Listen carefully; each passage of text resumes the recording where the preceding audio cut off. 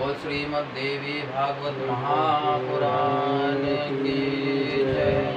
बोल व्यास नारायण भगवान की जय। जयंती मंगला काली भद्रकाली कपालिनी दुर्गा क्षमा शिवा धात्री स्वाहा स्वधा नमस्तुते। काली काली महाकाली कालिके परमेश्वरी सर्वबाधा हरे देवी नारायणी नमस्तुते। देहि देहि परम ज्ञानम देहि देवी परम सुखम धनम देहि यशो देहि कामोक्षाश्वदेहि मनोजवं मारुततुल्यवेगं जितेन्द्रियं बुद्धिमतां वरिष्ठं वातात्मजं मारयोग्यमोक्षं श्रीरामदूतं शरणं प्रपद्ये। देहि देहि परं ज्ञानं देहि देवी परं सुखं धनं देहि यशो देहि काममोक्षस्वदेहि मे।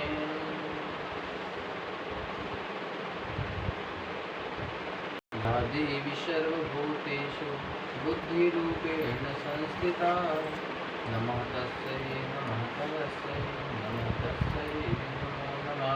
या देवी सर्वभूतेषु विद्यारूपेण संस्थिता नमः तस्यै नमः तस्यै नमः तस्यै नमो नमः। नमस्ते सारदे देवी सरस्वती नमस्ते पदे प्रसिद्धं जिह्वाग्रे सर्वविद्या प्रदा।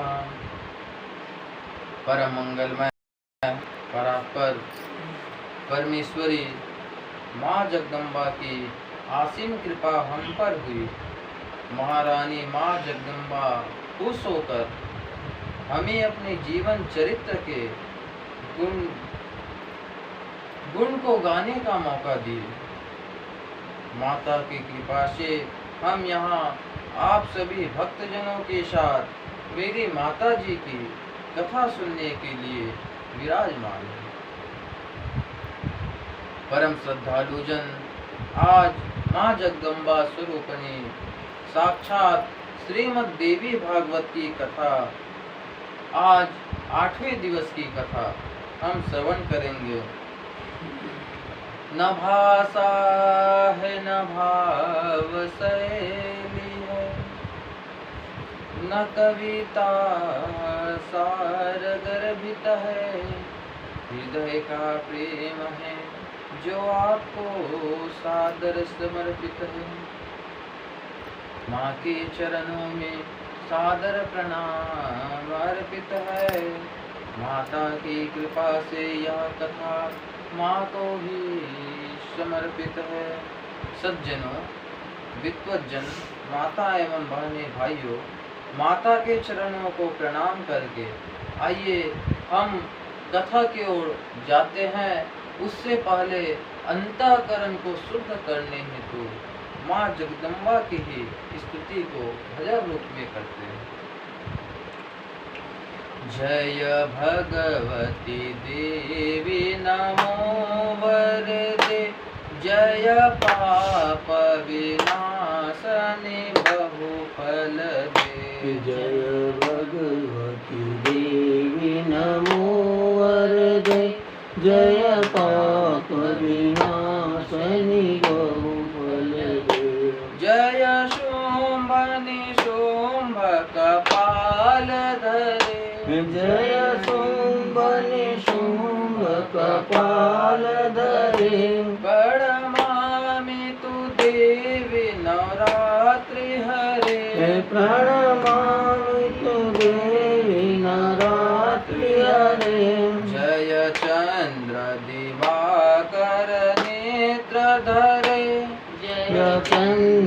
दिवाकर नेत्र धरे जय पावक भूषित वक्रवरे जय पावक भूषित वक्रवरे जय भगवती देवी नमो वरदे जय पाप विनाशनि बहुफलदे जय भगवती देवी नमो वरदे जय पाप विनाशनि बहुफलदे जय भैरव देहनि लीन करे जय भैरव देहनि लीन करे जय अंधक दैत्य विशोष करे जय अंधक दैत्य विशोष करे जय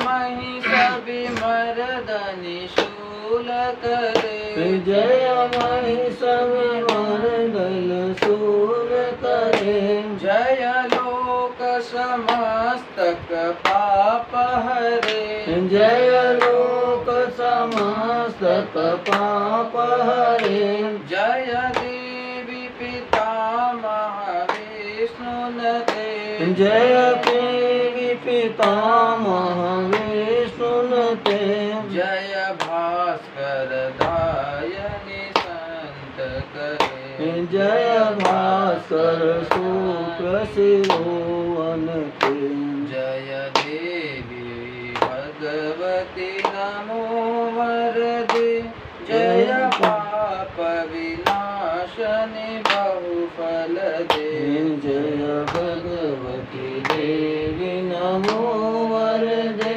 जय पाप विनाशनि बहुफलदे जय देवी समस्त शरीर धरे जय देवी समस्त शरीर धरे जय व्याधि विनाशनि मोक्ष करे जय व्याधि विनाशनि मोक्ष करे जय वांछित दायनि सिद्धि वरे जय वांछित दायनि सिद्धि वरे जय भगवती देवी नमो वरदे जय पाप विनाशनि बहुफलदे जय भगवती देवी नमो वरदे जय पाप विनाशनि बहुफलदे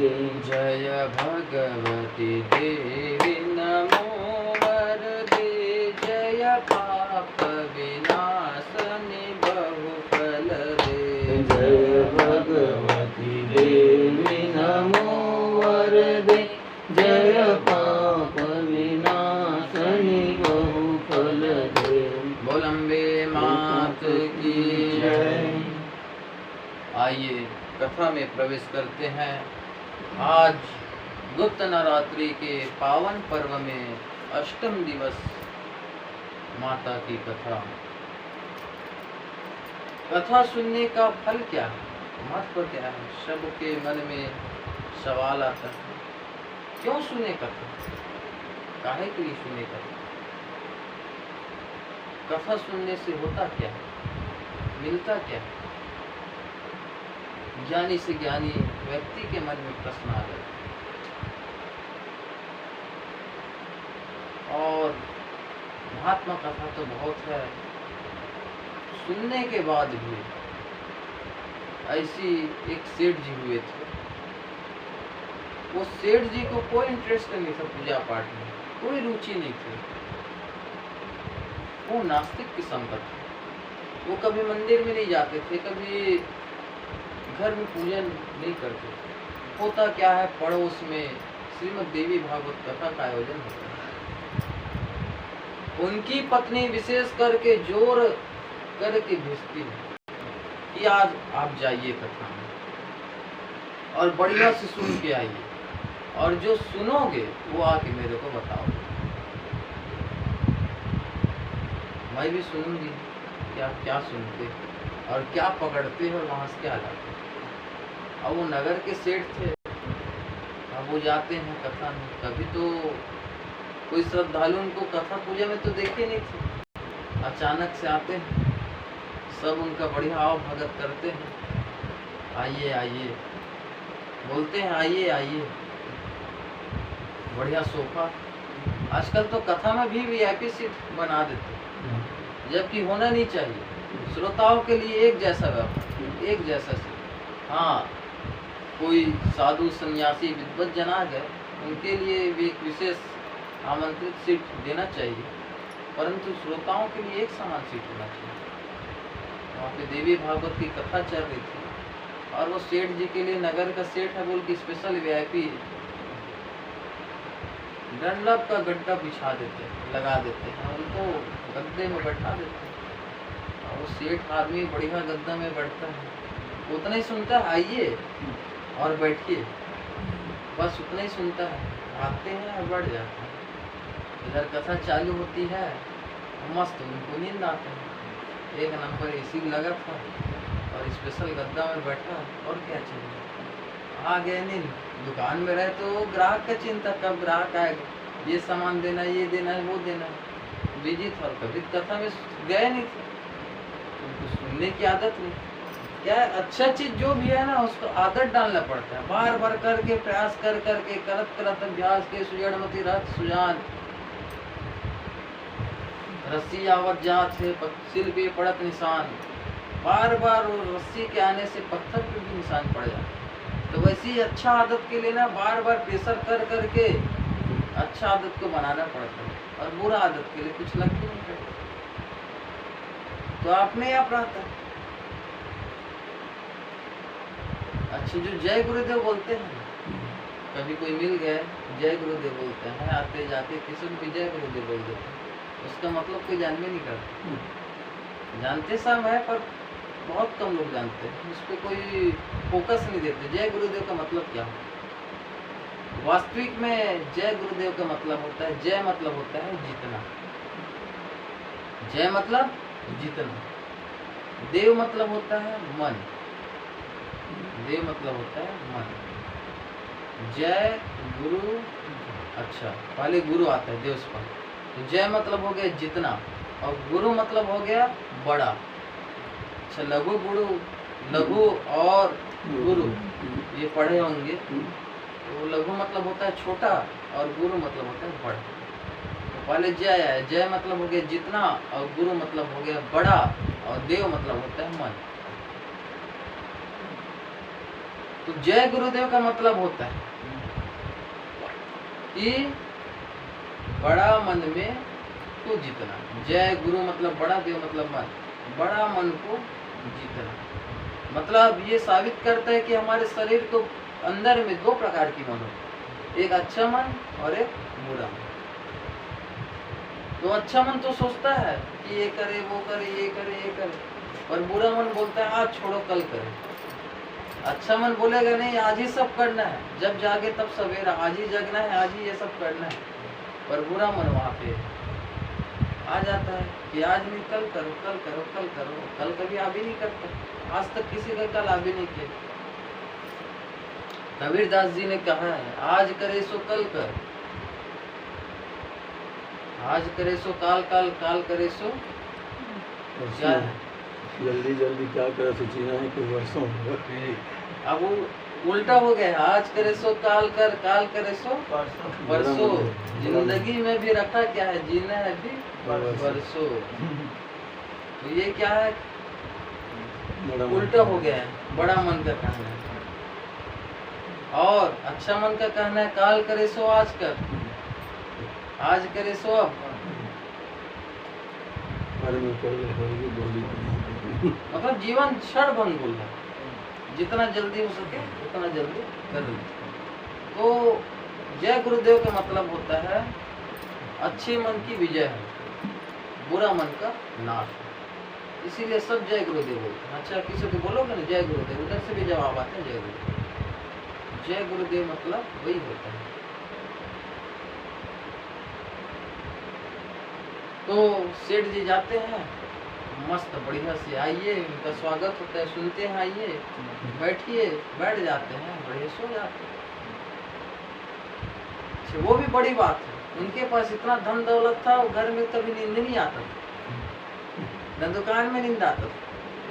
पर कथा पंडाल ऐसा है जहाँ सब कुछ है, वो भी चैन से सो गया। वाह। अब उसके बाद क्या होता है, पूरा प्रवचन समाप्त हो जाता है, कथा पूरा समाप्त हो जाता है। अंतिम में बोलते हैं सेठ जी उठिए, वो सुनते हैं उठिए, और बोलते हैं जाइए।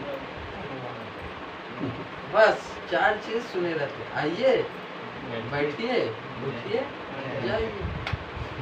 अब बढ़िया 4 चीज सुनते हैं, उसको भी रट लेते हैं। घर में पूछेंगे क्या बताएंगे, रट लेते हैं, आइए, बैठिए, उठिए, जाइए। अब वो घर में जाते हैं, उनकी पत्नी पूछती है कथा में गए थे जी?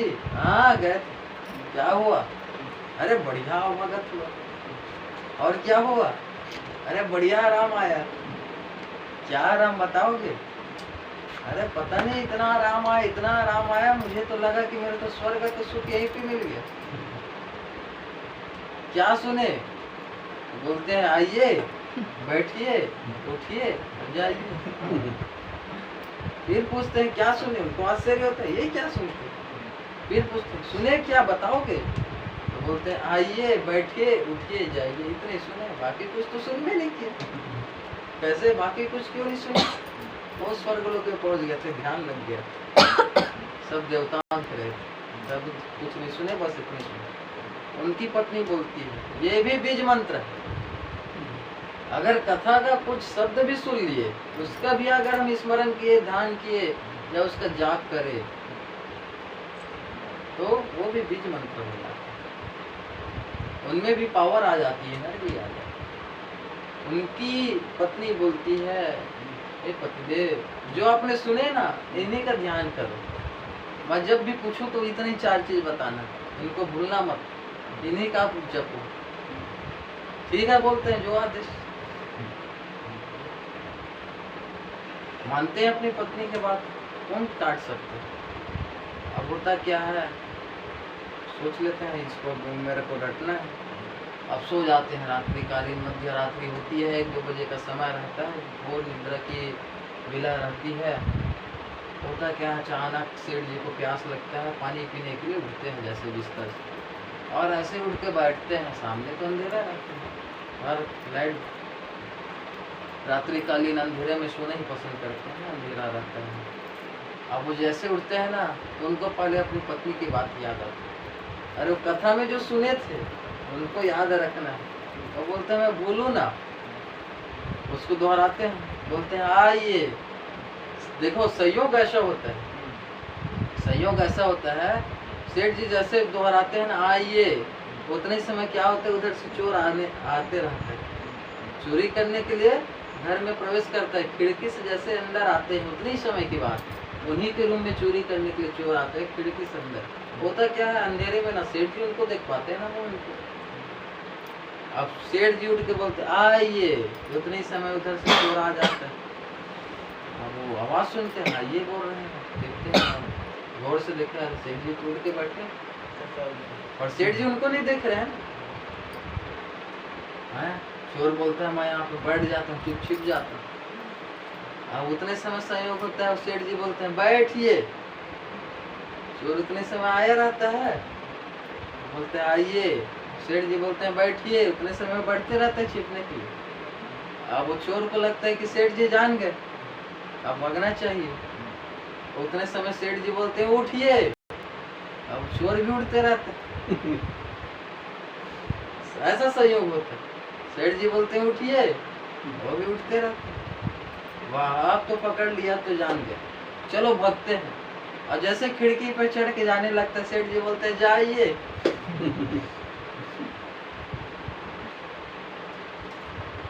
चोर बोलते हैं अब तो पकड़ा गए, अब भाग भी जाएंगे। सुबह तो सेठ जी पूरा पोल पट्टी गांव में खोल देंगे, उससे अच्छा गांव में काहे खुलवाए भैया। अभी सेठ जी से समझौता कर लेते हैं, आपस में बना लेते हैं, तालमेल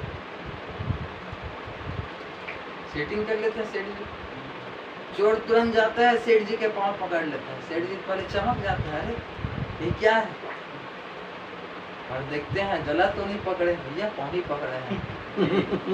गला पकड़ते तब गड़बड़ था है। अब वो पाँव पकड़े, अब रात में पाँव पकड़े मतलब कोई होगा। हाँ। गला पकड़ते शेख जी को सब जाते। अब बोलते पाँव पकड़े, हिम्मत आते उनके में। हाँ, एक रात मिला, पूछते हैं कैसे, नरम भाषा से पूछते। अब वो चोर बोलते हैं माफ कर दो। जैसे सुनते सेठ जी अरे माफ कर दो, अरे माफी मांगे, कड़क हो जाते तुरंत। तुरंत क्यों माफ करूं, नहीं करूंगा। सेठ जी लोग बड़े चालाक होते हैं चोरी पकड़ने के लिए, और कुछ उनको पता भी नहीं होता ना, फिर भी ऐसा बर्ताव करते हैं, सब उनको पता है। तुरंत बर्ताव करने लगे, नहीं माफ करूंगा, और बोलने लग कैसी करोगे तुम।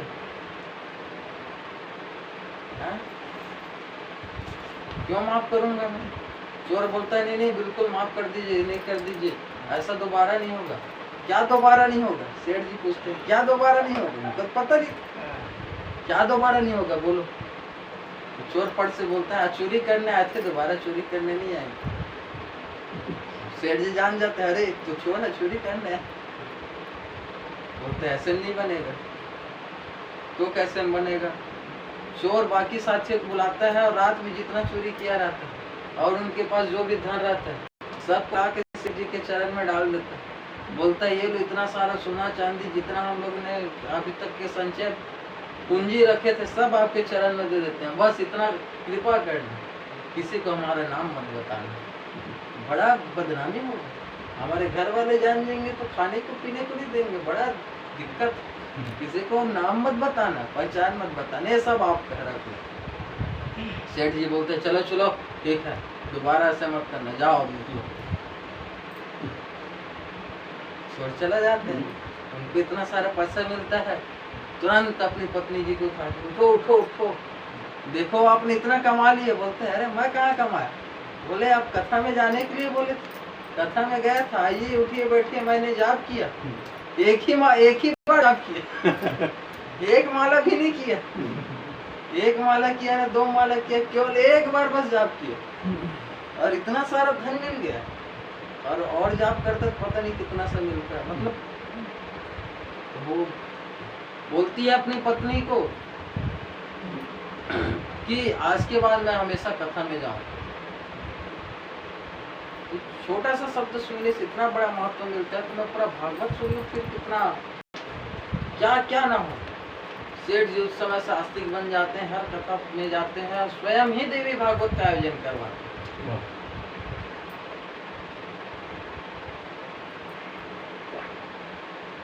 ये है कथा का महत्व। ऐसी डाकू रहता है, डाकुओं के सरदार सख्त रहते हैं, पूरे डाकुओं का आदेश दे देते हैं कि कहीं भी कथा हो ना, उनको पता रहता है कथा प्रवचन में कुछ भी शब्द जाएगा तो ये लोग डाकू कहाँ, ये तो धर्मात्मा पुरुष बन जाएंगे। तो सबको सख्त आदेश दिए रहते हैं कि कोई कथा के एक शब्द भी ना सुने, कहीं भी कथा हो कान बंद करके वहां से निकले। सब वैसे करते थे। एक डाकू को ऐसी पुलिस कुदाते हुए दौड़ाते हुए जा रहे थे। वो डाकू क्या किया, भागने के लिए ना कथा पंडाल में जाके चुपचाप छिप गया। अब वो तो पुलिस देखे तो हजारों की संख्या लाखों की संख्या कथा पंडाल में, किसको पहचाने, पुलिस वहां से वापस। अब वो कितनों भी कान छपके रहे और कुछ न कुछ कथा का अंश उसके कान में चला जाता है, उतना समय प्रसन्न निकला रहता है। कथाकार व्यास जी बताते हैं कि जितने भी देवी देवता हो ना, वो रात में 12 बजे आते हैं। ये आज तक जितने देवी देवता की उत्पत्ति हो आप कहीं भी देखें, राम हो, कृष्ण हो, वराह हो, जितने भी अवतार हो, 24 अवतार हुए भगवान के, वो 12 ही बजे होते हैं, या तो दिन में हो या तो रात में, पर 12 बजे ही होते हैं।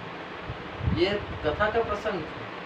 दूसरा बताए कि जो देवी देवता रहते हैं उनका आग का मिलती पलक नहीं झपकता, वो एकदम एकटक रहते हैं, पलक उनका झपक भी नहीं करते, एक बार भी नहीं झपकते।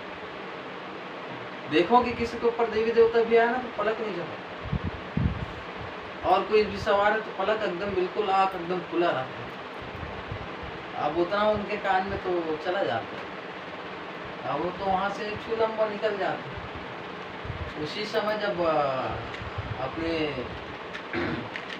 कुटिया में जाते हैं, अपने गुफा में जो डाकुओं का गुफा रहता है, उस समय होता क्या है, उसी में से एक डाकू सबको चमकाने के लिए पूरा रौद्र रूप धारण कर लेते हैं। ये बाल वाल बना लेते हैं, जीभ पूरा निकाल के एकदम काली का रूप ले लेते हैं, रौद्र रूप।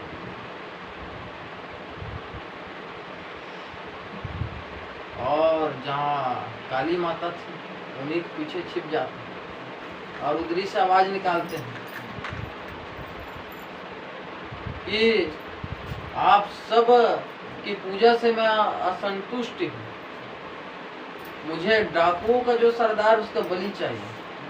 और तत्क्षण तुरंत डाकुओं का सरदार का बलि चढ़ा दिया जाए, और नहीं चढ़ाओगे तो मैं रौद्र रूप धारण करके सबका नरसंहार करूँ।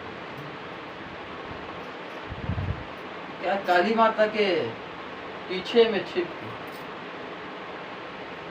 यह बात कहने लगती, तुरंत डाकुओं के सरदार का बलि चढ़ा। सब पूरा रहते हैं डाकू, सब एकदम चिंतित, कांपने लगते हैं। अरे भैया काली माता, बंदूक से तो आदमी से जीता जा सकता है, मनुष्यों से जीता जा सकता है, जीव जंतु से जीता जा सकता है, पर बंदूक की गोली से देवी देवता से कैसे जीते? वो भी साक्षात काली माता। सब डर जाते हैं, भयभीत हो जाते हैं। फिर सोचने लगते हैं, अरे उसको सरदार जी, डाकुओं का सरदार मुखिया का बलि कैसे? उनका तो प्रोग्राम था कि मुखिया का बलि चढ़े, मैं मुखिया बन गया, सब मेरे अंदर में रखा। अब सोचने लगे, फिर बोलते हैं कि 2 मिनट माता से प्रार्थना करते हैं, सब हाथ जोड़ो, आग बंद करो, माता से प्रार्थना कर लेते हैं। सरदार बोलते हैं डाकू को, अगर माता हमारी प्रार्थना स्वीकार कर लेती है तो ठीक है, और नहीं करेगी तो मैं बलि होने के लिए तैयार हूँ। आप सबको काहे दुख तकलीफ मिले, मैं ही बलि होगी। भाई सरदारों में भी आत्मसमर्पण था, वो भी सबके बारे में सोचते थे। आजकल तो मानव किसी के बारे में नहीं सोचते, घर का परिवार घर के बारे में नहीं सोचते, भाई भाई में कुछ। पर पहले ऐसा नहीं था, डाकुओं भी सत्यता थी, वो भी एक परिवार की तरह रहते थे। वो बोलते हैं मैं अपने बलि के लिए तैयार हूँ, बाकी सब 2 मिनट ना आंख बंद करके हाथ जोड़ के माता से प्रार्थना करते हैं। अब जैसे सब हाथ जोड़ते हैं, आंख बंद करते हैं, माता से प्रार्थना करते हैं कि सरदार को छोड़ दो, ऐसा प्रार्थना करते हैं, वैसे वो पीछे में काली का रूप लेके छुपा था, वो और सामने में खड़ा हो जाता है।